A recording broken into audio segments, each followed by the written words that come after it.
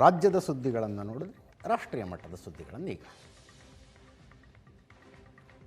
ಸಂಸತ್ ಅಧಿವೇಶನ ನಡೀತಾ ಇದೆ. ಅರ್ಧ ಅಧಿವೇಶನ CJP ಅದರ ಪ್ರೊಟೆಸ್ಟು, ಅದರ ಗಲಾಟೆ, ಉತ್ತರ ಕೇಳೋದು ಇದರಲ್ಲೇ ಮುಗಿದು ಹೋಗಿದೆ. ಆ ನಂತರ ಕೆಲವಷ್ಟು ಚರ್ಚೆಗಳು ನಡೆದು ಸೋಮವಾರದಿಂದ ಇಂಟ್ರೆಸ್ಟಿಂಗ್ ಆಗಬಹುದು. ಸೋಮವಾರ ಡೇಟ್ 13ನೇ ತಾರೀಕಿನ ತನಕ ಅಧಿವೇಶನ ಇದೆ. 10, 11, 12, 13 4 ದಿವಸ ಅಧಿವೇಶನ ಇದೆ. ಅದರಲ್ಲಿ 3 ದಿವಸ ಕಂಪಲ್ಸರಿ ಬರಲೇಬೇಕು ಅಂತ ಕಾಂಗ್ರೆಸ್ ತನ್ನ ಸಂಸದರಿಗೆ ವಿಪ್ ಕೊಟ್ಟಿದೆ. ಯಾಕೆ ಕೊಟ್ಟಿದೆ ವಿಪ್? ಇಂಪಾರ್ಟೆಂಟ್ ಬಿಲ್ಸ್ ಇದ್ದಾವೆ. ಇನ್ನೂ ಈ ಕ್ಷಣದ ತನಕ ಫೈನಲ್ ಅಲ್ಲ. ಇದು ಕ್ಷೇತ್ರ ಪುನರ್ವಿಂಗಡಣೆ ಮಸೂದೆ ಇಂಟ್ರಡ್ಯೂಸ್ ಮಾಡಬಹುದು. ಅದಕ್ಕೆ ಕಾಂಗ್ರೆಸ್ ಮತ್ತು ಕಾಂಗ್ರೆಸ್ಸಿನ ಮಿತ್ರ ಪಕ್ಷಗಳ ಕಡು ವಿರೋಧ ಇದೆ. ಮಾಡಕೂಡ್ದು ಇದನ್ನು ಅಂತ. ಏಪ್ರಿಲ್ನಲ್ಲಿ ಇದೇ ಬಿಲ್ ತಂದಿದ್ರು, ಬಿದ್ದೋಗ್ಬಿಡ್ತದು, ಸಂಖ್ಯೆ ಇಲ್ಲದೆ ಬಿದ್ದೋಯ್ತು. ಬಟ್ ಆಗ ಕಾಂಗ್ರೆಸ್ ಮತ್ತು ಕಾಂಗ್ರೆಸ್ಸಿನ ಮಿತ್ರ ಪಕ್ಷಗಳು, ಅದರ ಅಲಯನ್ಸು, ಅದರ ಕಾಂಬಿನೇಷನ್ನೇ ಬೇರೆ. ಈಗ ಕಾಂಬಿನೇಷನ್ನೇ ಬೇರೆ. ಆವಾಗ DMK ಇವ್ರ ಜೊತೆಗಿದ್ರು 22 MP. ಆವಾಗ ಇವರ ಜೊತೆಗಿರುವ ಶಿವಸೇನೆ ಉದ್ಧವ್ ಠಾಕ್ರೆ ಬಣದಲ್ಲಿ ಈಗಿರುವುದಕ್ಕಿಂತ 6 ಜನ MP ಜಾಸ್ತಿ ಇದ್ದರು. ಆವಾಗ ತೃಣಮೂಲ ಕಾಂಗ್ರೆಸ್ನಲ್ಲಿ ಈಗಿರುವುದಕ್ಕಿಂತ 21 ಜನ MP ಜಾಸ್ತಿ ಇದ್ದರು. 60 ಸಂಸದರ ಕೊರತೆಯಿಂದಾಗಿ ಆವಾಗ ಬಿಲ್ ಬಿದ್ದು ಹೋಗಿತ್ತು. ಅಮಿತ್ ಶಾ ಕೂತ್ಕೊಂಡು ಅವರು ಬಂದರು, ಇವರು ಬಂದರು, ಇವರು ಬಂದರು ಅಂಥೇಳಿ ಲೆಕ್ಕ ಹಾಕಿ ಈಗ ಕರೆಕ್ಟ್ ಟೈಮು ಅಂತ ಡಿಸೈಡ್ ಮಾಡಿರೋ ಹಂಗಿದೆ. ನಂಬರ್ಸ್ ಹೆಂಗೋ ಪಾಸ್ ಮಾಡ್ಕೋಬಹುದು ಅಂತ. ಈಗಲೂ ನಾವು ಕೂತ್ಕೊಂಡು ಲೆಕ್ಕ ಹಾಕಿದ್ರೆ ಒಂದು 6-7 ಕಡಿಮೆ ಆಗ್ತವೆ ಇವ್ರಿಗೆ. ಬಟ್ ಏನೋ ಒಂದು ದಾರಿ ಕಂಡು ಹಿಡಿದಿರ್ತಾರೆ ಇವರು. ಡಿಲಿಮಿಟೇಷನ್ ಬಿಲ್ ಒಂದು, ಕ್ಷೇತ್ರ ಪುನರ್ವಿಂಗಡಣೆ ಮಸೂದೆ ಅಂತಾರೆ ಅದಕ್ಕೆ. ಅದರ ಜೊತೆಗೆ ಮಹಿಳಾ ಮೀಸಲಾತಿ ಮಸೂದೆ. ಮಹಿಳಾ ಮೀಸಲಾತಿಗೆ ಯಾರ್ದೂ ವಿರೋಧ ಇಲ್ಲ. ಮನಸ್ಸಿನಲ್ಲಿ ಏನೇ ಇದ್ರೂ ಬಿಚ್ಚಿ ಹೇಳೋದು ಇಲ್ಲ ಅದನ್ನು. ಮಹಿಳೆಯರ ಪರವಾಗಿ ನಾವಿದ್ದೀವಿ 33% ಕೊಡ್ಬೇಕು ಅವ್ರಿಗೆ ಅಂತ. ಅದಕ್ಕೇನು 2/3 ಬೇಕಾಗಿಲ್ಲ, ಸಿಂಪಲ್ ಮೆಜಾರಿಟಿ ಇದ್ದರೆ ಸಾಕು. ಅದರ ಜೊತೆಗೆ ಇನ್ನೊಂದಿದೆ, FCRA, foreign contribution regulation amendment bill 2026. ಮಚ್ಚ 3 ಪಾಲಾಗೋದು ಅಂತೀವಲ್ಲ ಅಲ್ಲಿ. ಸೋಮವಾರದಿಂದ ಮುಂದಿನ 3 ದಿನ ಲೋಕಸಭೆ ಮತ್ತು ರಾಜ್ಯಸಭೆಗಳು ನೋಡೋ ಹಂಗಿರ್ತವೆ ಅಂತ ಅನ್ನಿಸ್ತಾ ಇದೆ. ಕಾಂಗ್ರೆಸ್ನವರು ವಿಪ್ ಕೊಟ್ಟಿದ್ದಾರೆ. ವಿಷಯಾಧಾರಿತ ಬೆಂಬಲ ಅನ್ನುವ ರೀತಿಯಲ್ಲಿ DMK ಅವರು ಕೆಲವು ಕಂಡೀಷನ್ಸ್ ಹಾಕಿದ್ದಾರೆ. ಈ ಕಂಡೀಷನ್ಸಿಗೆ ನೀವು ಒಪ್ಕೊಂಡ್ರೆ ನಾವು ಈ ಬಿಲ್ಲಿಗೆ ಬೆಂಬಲ ಕೊಡ್ತೀವಿ ಅಂತ.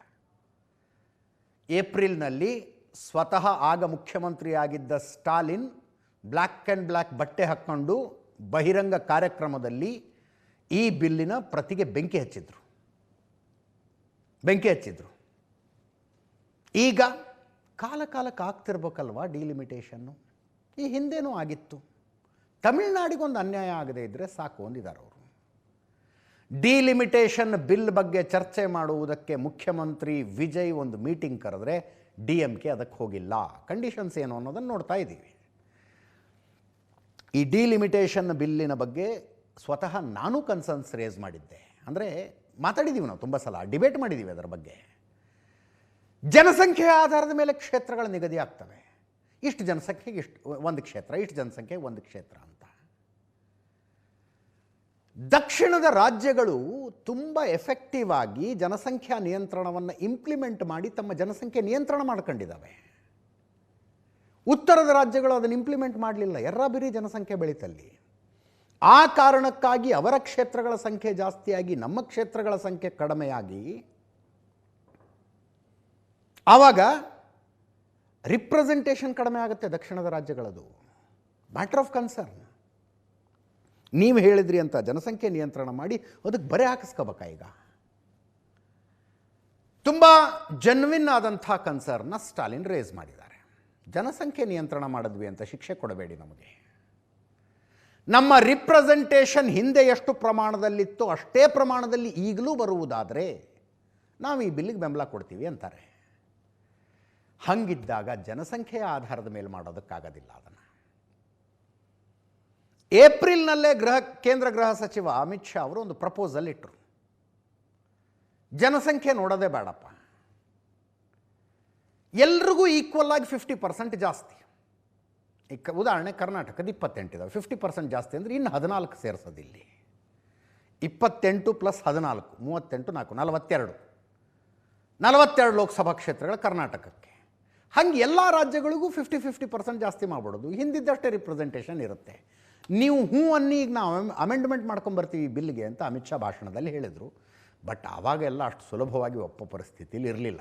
ಆಮೇಲೆ ಬಿಡಿ, ರಾಜಕೀಯ ಅಂದರೆ ಹಾಗೆ ಹರಿತಾ ಇರುತ್ತದೆ, ಯಾವಾಗಲೂ ಕಾಂಬಿನೇಷನ್ಸೇ ಚೇಂಜ್ ಆಗಿಬಿಟ್ಟಿದ್ದಾವೆ ಈಗ. ಸೊ ಅದಕ್ಕೆ ಕೇಂದ್ರ ಸರ್ಕಾರ ರೆಡಿಲಿ ಅಗ್ರಿ ಆಗುತ್ತೆ.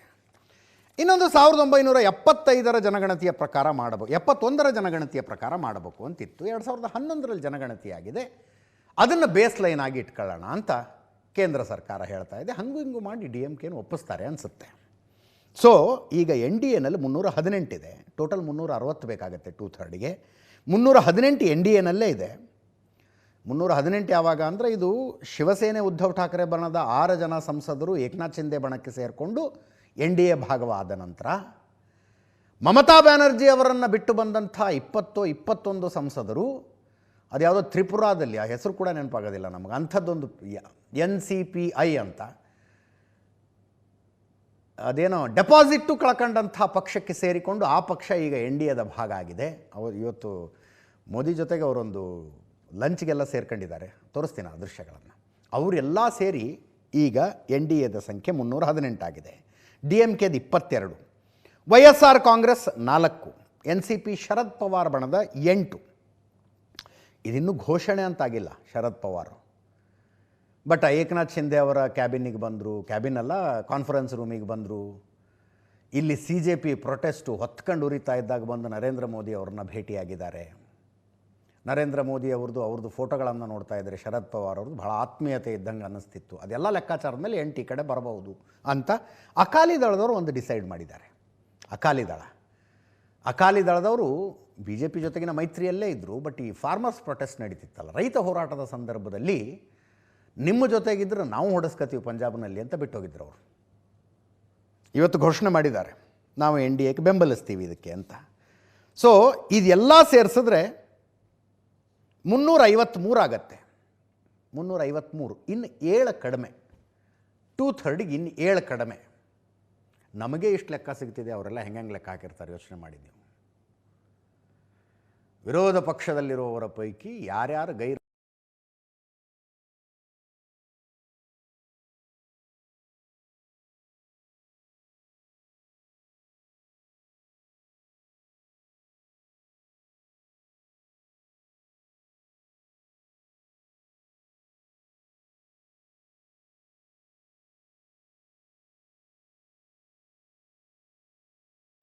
ಇದಾವೆ, ಈಗ ಒಂದು 4 ಕಡಿಮೆ ಆಗುತ್ತೆ.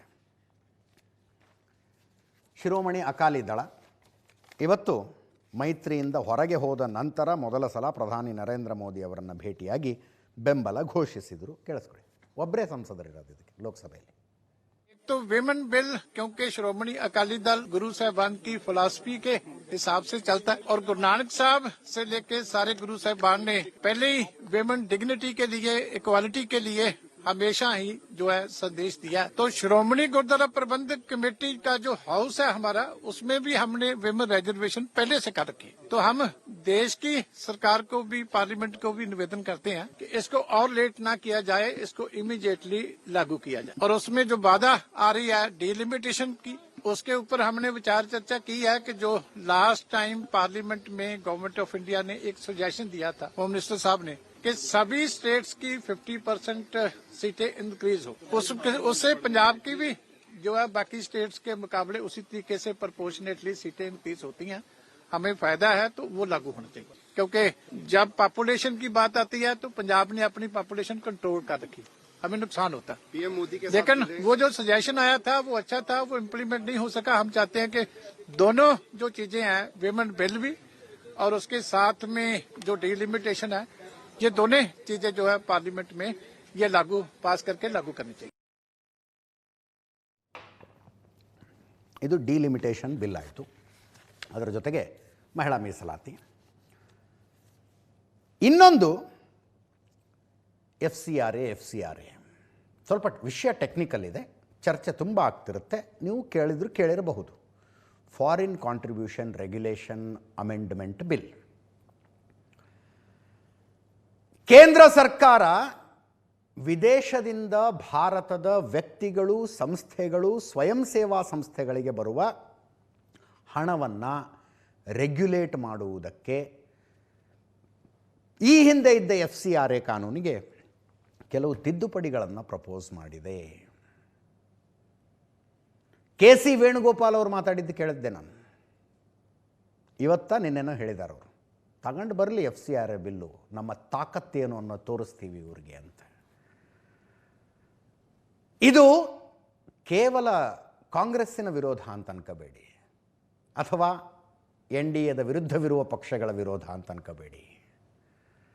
ಅಮೇರಿಕಾ ಸಹಿತ ಕೊತ ಕುದೀತಾ ಇದೆ ಈ ಬಿಲ್ಗೆ. ಅಮೇರಿಕದ ಸೆನೆಟರ್ ರೈಲಿ ಮೂರ್ ಹೇಳಿದ್ದಾರೆ, ಕ್ರಿಶ್ಚಿಯನ್ನರ ಮೇಲಿನ ದಾಳಿ ಇದು ಅಂತ. ಸರ್ಕಾರದ ಈ ನಡೆ ಕ್ರಿಶ್ಚಿಯನ್ನರ ಮೇಲಿನ ಸ್ಪಷ್ಟ ದಾಳಿಯಾಗಿದೆ. ಕ್ರಿಶ್ಚಿಯನ್ ಸಂಸ್ಥೆಗಳು, ಚರ್ಚ್ಗಳ ಮೇಲೆ ಸರ್ಕಾರದ ನಿಯಂತ್ರಣ ಇರುತ್ತೆ. ಬಿಲ್ ಅಂಗೀಕಾರವಾದರೆ ಭಾರತ ಅಮೇರಿಕದ ಸಂಬಂಧ ಹಾಳಾಗಬಹುದು. ಭಾರತ ಅಮೇರಿಕದ ಸಂಬಂಧ ಹಾಳಾಗ್ಬಿಡುತ್ತಂತೆ FCRA ಬಿಲ್ಗೆ ಅಮೆಂಡ್ಮೆಂಟ್ ಬಂದರೆ. ಬಿಲ್ನಿಂದ ಅಮೇರಿಕ ಭಾರತದ ದ್ವಿಪಕ್ಷೀಯ ಬಾಂಧವ್ಯದ ಮೇಲೆ ಪರಿಣಾಮ ಆಗುತ್ತೆ. ರೈಲಿ ಮೂರ್ ಅಂದರೆ ಭಾರತದ ವಿದೇಶಾಂಗ ಇಲಾಖೆ, ಇದು ಭಾರತದ ಆಂತರಿಕ ವಿಷಯ, ನೀವು ತಲೆ ಹಾಕಿಬಿಡಿ ಇದಕ್ಕೆ ಅಂದಿದೆ. ಭಾರತದ ಆಂತರಿಕ ವಿಷಯ ಇದು, ಭಾರತದ ಒಳಗೆ ಏನಾಗಬೇಕು ಅನ್ನೋದನ್ನು ನಮ್ಮ ಸಂಸತ್ತು ತೀರ್ಮಾನ ಮಾಡುತ್ತೆ ಅಂತ ವಿದೇಶಾಂಗ ಇಲಾಖೆ ಹೇಳಿಕೆ. ಇದು ಏನು ಬೇಸಿಕಲಿ ಏನಿದು? FCRA foreign contribution regulation act ನಮ್ಮ ದೇಶದಲ್ಲಿ ವ್ಯಕ್ತಿಗಳಿಗೆ, ಸಂಸ್ಥೆಗಳಿಗೆ, ಸ್ವಯಂ ಸೇವಾ ಸಂಸ್ಥೆಗಳಿಗೆ, individuals, organisations and NGOs, non government organisations, ಇವುಗಳಿಗೆ ವಿದೇಶದಿಂದ ದುಡ್ಡು ಬರ್ತವೆ. ಭಾರತದಲ್ಲಿ ಸೇವಾ ಕಾರ್ಯಗಳಿಗೆ ಅಂತ ದುಡ್ಡು.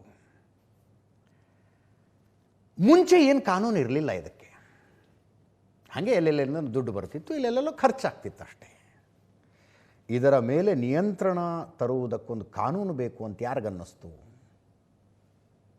ಇಂದಿರಾ ಗಾಂಧಿಯವ್ರಿಗೆ ಅನ್ನಿಸ್ತು 1976ರಲ್ಲಿ. ಯಾಕೆ? ಭಾರತದ ವಿರುದ್ಧವಿರುವ ದೇಶಗಳು ಭಾರತದಲ್ಲಿ ಪ್ರಜಾಪ್ರಭುತ್ವವನ್ನು ಅಲ್ಲಾಡಿಸುವುದಕ್ಕೆ, ತಮಗೆ ಬೇಡವಾಗಿರುವ ಸರ್ಕಾರವನ್ನು ಕಿತ್ತಾಕಿ ತಮಗೆ ಬೇಕಾಗಿರುವ ಸರ್ಕಾರವನ್ನು ತರುವುದಕ್ಕೆ ಈ ಮಾರ್ಗದ ಮೂಲಕ ದುಡ್ಡನ್ನು ಕಳಿಸ್ತಾ ಇದ್ದಾವೆ ಅಂತ ಇಂದಿರಾ ಗಾಂಧಿಯವ್ರಿಗೆ ಅನ್ನಿಸ್ತು. ಫಸ್ಟಿಗೆ 1976ರಲ್ಲಿ ಎಮರ್ಜೆನ್ಸಿ ಇದ್ದಾಗ FCRA ಕಾನೂನು ತೊಗೊಂಬಂದ್ರು ಅವರು. ಅದಾದ ಮೇಲೆ ನಡ್ಕೊಂಡು ಹೋಗ್ತಾ ಇತ್ತು ಹಾಗೆ. ಭಾರತ LPGಗೆ ತೆರೆದುಕೊಂಡಿತು. LPG ಅಂದರೆ ಲಿಕ್ವಿಡ್ ಪೆಟ್ರೋಲಿಯಂ ಗ್ಯಾಸ್ ಅಲ್ಲ, ಲಿಬರಲೈಸೇಷನ್, ಪ್ರೈವೇಟೈಸೇಷನ್, ಗ್ಲೋಬಲೈಸೇಷನ್ಗೆ ತೆರೆದುಕೊಂಡಿತು. ಅನಿವಾರ್ಯ ಸಂದರ್ಭದಲ್ಲಿ ಭಾರತ ಅದಕ್ಕೆ ಸಹಿ ಹಾಕಬೇಕಾಗಿ ಬಂತು. ಅದರಿಂದ ಒಳ್ಳೆಯದಾಯಿತು ಭಾರತಕ್ಕೆ, ಇಲ್ಲ ಅಂತಲ್ಲ. ಮನಮೋಹನ್ ಸಿಂಗ್ ಅವರು ವಿತ್ತ ಸಚಿವರು, PV ನರಸಿಂಹರಾಯರು ಪ್ರಧಾನಮಂತ್ರಿಯಾಗಿದ್ದ ಟೈಮ್ನಲ್ಲಿ. ಅದಾದ ಮೇಲೆ ಭಾರತದೊಳಗೆ ಈ ರೀತಿ ಸಂಸ್ಥೆಗಳಿಗೆ, ವ್ಯಕ್ತಿಗಳಿಗೆ, NGOಗಳಿಗೆ ದುಡ್ಡು ಹರಿದು ಬರೋದು ತುಂಬ ಜಾಸ್ತಿ ಆಯಿತು. 1991ರ ನಂತರದ ಬೆಳವಣಿಗೆ ಅದು. 2010ರಲ್ಲಿ ಮನಮೋಹನ್ ಸಿಂಗ್ ಅವರು ಪ್ರಧಾನಿಯಾಗಿದ್ದಾಗ ಮತ್ತೊಮ್ಮೆ ಅಮೆಂಡ್ಮೆಂಟ್ ತಂದರು ಇದಕ್ಕೆ. ಅವ್ರು ಯಾವುದೋ ಅಕೌಂಟಿಂದ ದುಡ್ಡು ಹಾಕ್ತಾರೆ, ನೀವು ಯಾವುದೋ ಬ್ಯಾಂಕಲ್ಲಿ ಅಕೌಂಟ್ ಓಪನ್ ಮಾಡ್ಕೊಂಡಿರ್ತೀರಿ. ನೀವು ಬಂದು FCRAನಲ್ಲಿ ಸರ್ಟಿಫಿಕೇಟ್ ತಗೊಂಡಿದ್ದೀರಿ ಅಂದ ಮಾತ್ರಕ್ಕೆ ನೀವು ಹಾಗೆ ತಗೊಂಡ್ಬಿಡ್ಬೋದಾ? ಡೆಲ್ಲಿ SBIನಲ್ಲೇ ಅಕೌಂಟ್ ಇರಬೇಕು ಅಂತ ಮಾಡಿದ್ರು ಅವರು. ಈಗ ಭಾಳ ಜನ ಈ ಅಮೆಂಡ್ಮೆಂಟ್ನಲ್ಲಿದೆ ಅದು ಅಂತ ಹೇಳ್ತಾರೆ. 2010ರಲ್ಲೇ ಇತ್ತು. ದೆಹಲಿಯ SBIನಲ್ಲೇ ನೀವು ಅಕೌಂಟ್ ಓಪನ್ ಮಾಡಬೇಕು, ಅದೇ ಅಕೌಂಟಿಗೆ ನಿಮ್ಮ ಫಂಡ್ಸ್ ಬರಬೇಕು ಅಂತ. ಇಂಥ ಅನೇಕ ತಿದ್ದುಪಡಿಗಳಾದವು. ಈಗ ಕೇಂದ್ರ ಸರ್ಕಾರ ಏನು ತಿದ್ದುಪಡಿ ತರ್ತಾ ಇದೆ? ಲೈಸೆನ್ಸಿಂಗ್ ಅನ್ಡೌಟೆಡ್ಲಿ ಇರಲೇಬೇಕು. ನೀವು ಫಾರಿನ್ ಫಂಡ್ ತಗೊಳ್ಬೇಕು ಅಂದರೆ ಲೈಸೆನ್ಸ್ ತಗೊಂಡಿರಲೇಬೇಕು. ಅದರ ಜೊತೆಗೆ ಬಂದಿರೋ ದುಡ್ಡನ್ನು ಎಲ್ಲಿ ಖರ್ಚು ಮಾಡಿದ್ರಿ, ಹೆಂಗೆ ಖರ್ಚು ಮಾಡಿದ್ರಿ ಅಂತ ಹೋಮ್ ಮಿನಿಸ್ಟ್ರಿಗೆ, ಗೃಹ ಇಲಾಖೆಗೆ ಪ್ರತಿ ವರ್ಷ ರಿಪೋರ್ಟ್ ಕೊಡಬೇಕು. ಇಷ್ಟು ದುಡ್ಡು ಬಂದಿತ್ತು, ಇಲ್ಲಿ ಖರ್ಚು ಮಾಡಿದ್ದೀವಿ ಅನ್ನೋ ರಿಪೋರ್ಟ್ ಕೊಡಬೇಕು. ಬದಲಾವಣೆ ಏನು ಮಾಡೋದಕ್ಕೆ ಹೊರಟಿದ್ದಾರೆ? ಇಲ್ಲಿ ತನಕ ನೀವು FCRA ರೂಲನ್ನು ವಯೋಲೇಟ್ ಮಾಡಿದ್ರೆ ಆ್ಯಕ್ಷನ್ ತಗೊಳ್ಳೋದಕ್ಕೆ ಒಂದು ಪ್ರಾಧಿಕಾರ ಅಂತಿರಲಿಲ್ಲ.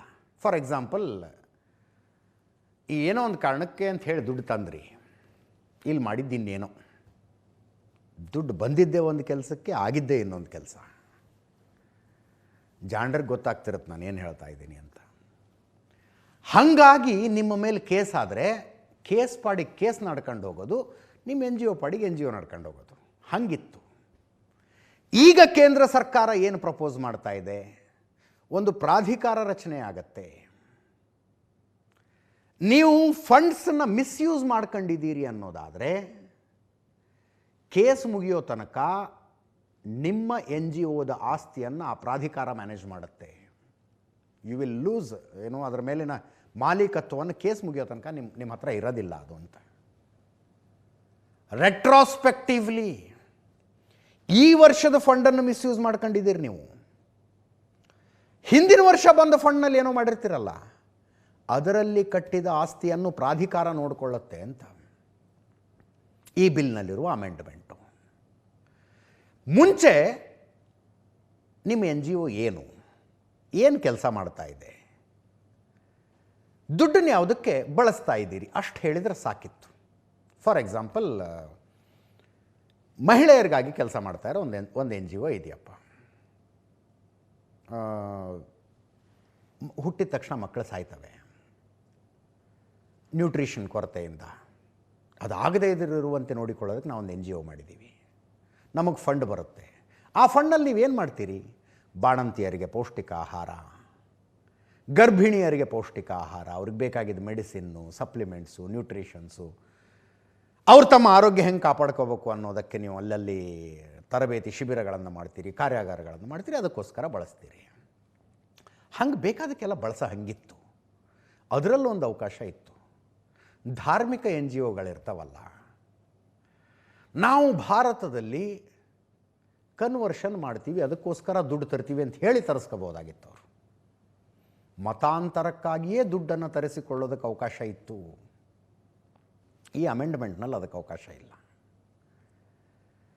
ಹಣವನ್ನು ಧಾರ್ಮಿಕ ಉದ್ದೇಶಕ್ಕಾಗಿ ತರಿಸಿಕೊಳ್ತೀರಿ, ಫೈನ್. ಧಾರ್ಮಿಕ ಉದ್ದೇಶ ಏನು? ನಾವೊಂದು ಪ್ರಾರ್ಥನಾ ಮಂದಿರ ಕಟ್ತೀವಿ, ಕಟ್ಟಿ. ನಾವು ಇಂಥದ್ದೊಂದು ಆಚರಣೆಯನ್ನು ಅದ್ಧೂರಿಯಾಗಿ ಮಾಡ್ತೀವಿ, ಮಾಡಿ. ಈ ಧರ್ಮೀಯರಿಗೆ, ಈ ಸಂಪ್ರದಾಯದವರಿಗೆ ನಾವೊಂದು ಕಲ್ಯಾಣ ಮಂಟಪ ಕಟ್ತೀವಿ, ಶಾಲೆ ಕಟ್ತೀವಿ, ಎಲ್ಲ ಮಾಡಿ. ಕನ್ವರ್ಟ್ ಮಾಡೋದಕ್ಕೆ ತರ್ತೀವಿ ಅನ್ನೋದಕ್ಕೆ ಇದರಲ್ಲಿ ಅವಕಾಶ ಇಲ್ಲ. ಮುಂಚೆ ಮಾಡಬಹುದಾಗಿತ್ತು ಅದನ್ನ. ಸಮಸ್ಯೆ ಏನಾಗುತ್ತೆ? ಶಾಲೆ ಕಟ್ತೀವಿ, ಪ್ರಾರ್ಥನಾ ಮಂದಿರ ಕಟ್ತೀವಿ ಅಂಥೇಳಿ ದುಡ್ಡು ತರಿಸ್ಕೊಂಡು ಕನ್ವರ್ಷನ್ ಮಾಡಿ ಸಿಕ್ಕಾಕೊಂಡ್ರೆ ಈ ಹಿಂದೆ ಕಟ್ಟಿರುವ ಶಾಲೆನೂ ಹೋಗುತ್ತೆ, ಹಿಂದೆ ಕಟ್ಟಿರುವ ಪ್ರಾರ್ಥನಾ ಮಂದಿರವೂ ಹೋಗುತ್ತೆ. ಸಮಸ್ಯೆ ಆಗ್ತಾ ಇರೋದಲ್ಲಿ, ದೊಡ್ಡ ಸಮಸ್ಯೆ ಆಗ್ತಾ ಇರೋದಲ್ಲಿ. ನೀವು ಪ್ರಾಧಿಕಾರ ರಚಿಸುವ ಮೂಲಕ ಸಂಸ್ಥೆಗಳ ಆಸ್ತಿಗಳನ್ನು ಸರ್ಕಾರ ತನ್ನ ನಿಯಂತ್ರಣಕ್ಕೆ ತಗೊಂಡುಬಿಡುತ್ತೆ. ಅಂದರೆ ಸರ್ಕಾರ ಕೇಳಲೇಬಾರ್ದ ಅಂತ ಒಂದು ಪ್ರಶ್ನೆ ಬರೋದು ಸಹಜ ಪ್ರಶ್ನೆ ಅಲ್ವಾ? ಈಗ ಕಾಶ್ಮೀರದಲ್ಲಿ ಯಾವುದೋ ಒಂದು NGO ಕೆಲಸ ಮಾಡ್ತಿದೆಯಪ್ಪ. ಕಾಶ್ಮೀರಿ ಜನರ ಉದ್ಧಾರಕ್ಕಾಗಿ ನಾವು ಕಾಶ್ಮೀರಿಗಳಲ್ಲಿ ಸಾಕ್ಷರತೆಯ ಪ್ರಮಾಣವನ್ನು ಹೆಚ್ಚು ಮಾಡೋದಕ್ಕೆ ಕೆಲಸ ಮಾಡ್ತೀವಿ ಅಂಥೇಳಿ ಅವರೊಂದು NGO ರಿಜಿಸ್ಟರ್ ಮಾಡ್ಕೊಂಡು ಆ NGOಗೆ ಎಲ್ಲಿಂದ ದುಡ್ಡು ಬಂತು, ಅದನ್ನು ಅವರು ಕಾಶ್ಮೀರಿ ಪ್ರತ್ಯೇಕತಾವಾದಿಗಳಿಗೆ ಕೊಟ್ಟರೆ ಕೇಳೋದಕ್ಕೇನು ದಾರಿ? ನೀವು ಕೇಸ್ ಹಾಕಿ ನಾವು ಬಂದು ಡಿಫೆಂಡ್ ಮಾಡ್ಕೊಳ್ತೀವಿ, ನಡ್ಕೊಂಡು ಹೋಗುತ್ತೆ ಕೇಸ್ ಅಂದ್ಬಿಡೋದ NGOದವರು? ಬಾಂಗ್ಲಾದೇಶದಲ್ಲಿ ಅಮೇರಿಕ ಏನು ಮಾಡ್ತೋ ಅದನ್ನು ಈಶಾನ್ಯ ಭಾರತದಲ್ಲಿ ಮಾಡಬೇಕು ಅನ್ನೋ ಕನಸಿದೆ ಅಮೇರಿಕಕ್ಕೆ. ಇನ್ಯಾವತ್ತಾರು ಸುದ್ದಿಗಳ ಕಡಿಮೆ ಇದ್ದಾಗ ಡೀಟೇಲಾಗಿ ಮಾತಾಡೋಣ ಅದರ ಬಗ್ಗೆ. ಕಳೆದ 4 ತಿಂಗಳಲ್ಲಿ 3 ಜನ ಅಮೇರಿಕದ ರಿಟೈರ್ಡ್ ಮಿಲಿಟರಿ ಮೆನ್ ನಾರ್ತ್ ಈಸ್ಟ್ನಲ್ಲಿ ಭಾರತದ NIA ಕೈಗೆ ಸಿಕ್ಕಾಕೊಂಡಿದ್ದಾರೆ. ಯಾಕೆ ಬಂದ್ರಿ ಅಲ್ಲಿಗೆ?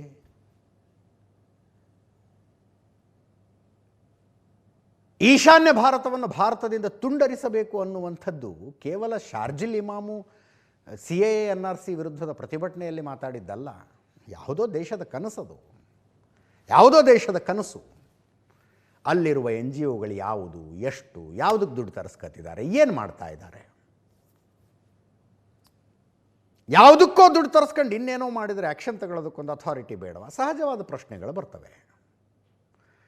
ಒಂದು ಸಂಖ್ಯೆ, ಒಂದು ಮಾಹಿತಿ ಹೇಳಿದರೆ ನಿಮಗೆ ಆಶ್ಚರ್ಯ ಆಗುತ್ತೆ. ಭಾರತದಲ್ಲಿರುವ ಒಟ್ಟು ವೈದ್ಯರ ಸಂಖ್ಯೆಗಿಂತ ಭಾರತದಲ್ಲಿರುವ ಒಟ್ಟು NGOಗಳ ಸಂಖ್ಯೆ ಜಾಸ್ತಿ. ಭಾರತದಲ್ಲಿ NGOಗಳಿರುವಷ್ಟು ಡಾಕ್ಟರ್ಗಳಿಲ್ಲ. ಅಲೋಪತಿ, ಆಯುಷ್ ಎರಡೂ ಸೇರಿಸಿದ್ರೆ ಒಂದು 20 ಲಕ್ಷ ಜನ ಡಾಕ್ಟರ್ಸ್ ಇದ್ದಾರೆ ಭಾರತದಲ್ಲಿ. NGO somewhere between 23 lakhs to 30 lakhs ಇದೆ. 23 ಲಕ್ಷದಿಂದ 30 ಲಕ್ಷದ ತನಕ NGOಗಳಿದ್ದಾವೆ ಭಾರತದಲ್ಲಿ. ಅವುಗಳ ಪೈಕಿ ಎಷ್ಟು % ಫಾರಿನ್ ಕಾಂಟ್ರಿಬ್ಯೂಷನ್ ಸ್ವೀಕಾರ ಮಾಡ್ತಾ ಇದ್ದಾವೆ? ಸ್ವೀಕಾರ ಮಾಡಿದ್ರಲ್ಲಿ ನಡೆಸ್ತಾ ಇರುವ ಕೆಲಸಗಳೇನು? ಪ್ರಶ್ನೆ ಮಾಡಬೇಕು ಅಂತ ಸರ್ಕಾರ ಹೇಳಿದೆ. ವಿರೋಧ ಎಲ್ಲಿಂದ ಬರ್ತಾ ಇರೋದು? ಪ್ರಿಡಾಮಿನೆಂಟ್ಲಿ ವಿರೋಧ ಎಲ್ಲಿಂದ ಬರ್ತಾ ಇರೋದು ಅಂದರೆ ಕ್ರಿಶ್ಚಿಯನ್ ಆರ್ಗನೈಸೇಷನ್ಸಿಂದ. ಇದು ಕ್ರಿಶ್ಚಿಯನ್ನರ ವಿರುದ್ಧದ ನಿಲುವು. ಯಾರು ಆತ ಅಮೇರಿಕದ ಸೆನೆಟರ್ ಹೇಳಿದ್ದು ಅದನ್ನೇ ಅಲ್ವಾ? ರೈಲಿ ಮೂರ್. ಸರ್ಕಾರದ ಈ ನಡೆ ಕ್ರಿಶ್ಚಿಯನ್ನರ ಮೇಲಿನ ಸ್ಪಷ್ಟ ದಾಳಿ. ಅಂದರೆ ಬರ್ತಾ ಇರೋ ಫಾರಿನ್ ಕಾಂಟ್ರಿಬ್ಯೂಷನ್ ಪೈಕಿ ಅತಿ ಹೆಚ್ಚು ಕ್ರಿಶ್ಚಿಯನ್ ಆರ್ಗನೈಸೇಷನಿಗೆ ಬರ್ತಾ ಇದೆ ಅಂತ ಅರ್ಥನಾ? ಆಮೇಲೆ ಭಾರತ ಜಾತ್ಯತೀತ ದೇಶ ರೀ.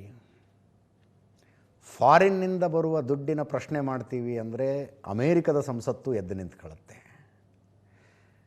ಇಲ್ಲಿ ನಾವು ಕೊಟ್ಟಿರುವ ದುಡ್ಡಿನಲ್ಲಿ, ನಾವು ಕಟ್ಟಿರುವ ದೇವಸ್ಥಾನದಲ್ಲಿ ಏನಾದರೂ ತಪ್ಪು ನಡೆದರೆ ಸರ್ಕಾರ ಅದನ್ನು ತನ್ನ ವಶಕ್ಕೆ ತೆಗೆದುಕೊಳ್ಳೋದಕ್ಕೆ ಅವಕಾಶಗಳಿರುವಂಥ ಕಾನೂನುಗಳು ನಮ್ಮಲ್ಲಿದ್ದಾವೆ. ದೇವಸ್ಥಾನದಲ್ಲಿ ಅಂದರೆ ಹಿಂದೂಗಳು ಪೂಜೆ ಮಾಡುವ ಜಾಗದಲ್ಲಿ ಫಾರಿನ್ನಿಂದ ದುಡ್ಡು ಬಂದಿರಬೇಕಾಗಿಲ್ಲ. ಭಕ್ತರು ಕೊಟ್ಟಿರೋ ದುಡ್ಡು, ಭಕ್ತರು ಕಟ್ಟಿರುವ ದೇವಸ್ಥಾನ, ಅಲ್ಲೇನಾದ್ರು ಇರ್ರೆಗ್ಯುಲಾರಿಟಿ ನಡೀತಾ ಇದೆ ಅಂದರೆ ಆ ದೇವಸ್ಥಾನವನ್ನು ವಶಕ್ಕೆ ಪಡೆಯುವುದಕ್ಕೆ ಸರ್ಕಾರದ ಹತ್ರ ಅಸ್ತ್ರ ಇದೆ. ಫಾರಿನ್ ಕಾಂಟ್ರಿಬ್ಯೂಷನ್ನಲ್ಲಿ ಆಗಬಾರದ್ದೇನಾದರೂ ಆಗತ್ತೆ, ಪ್ರಶ್ನೆ ಮಾಡ್ತೀವಿ ಅನ್ನೋದಾದರೆ ಸರ್ಕಾರದ ಹತ್ರ ಅಸ್ತ್ರ ಇರಬಾರ್ದು ಅಂತ ಅಮೇರಿಕದ ಸಂಸತ್ತು ಹೇಳ್ತಾ ಇದೆ. ಜಯವಾಗಲಿ.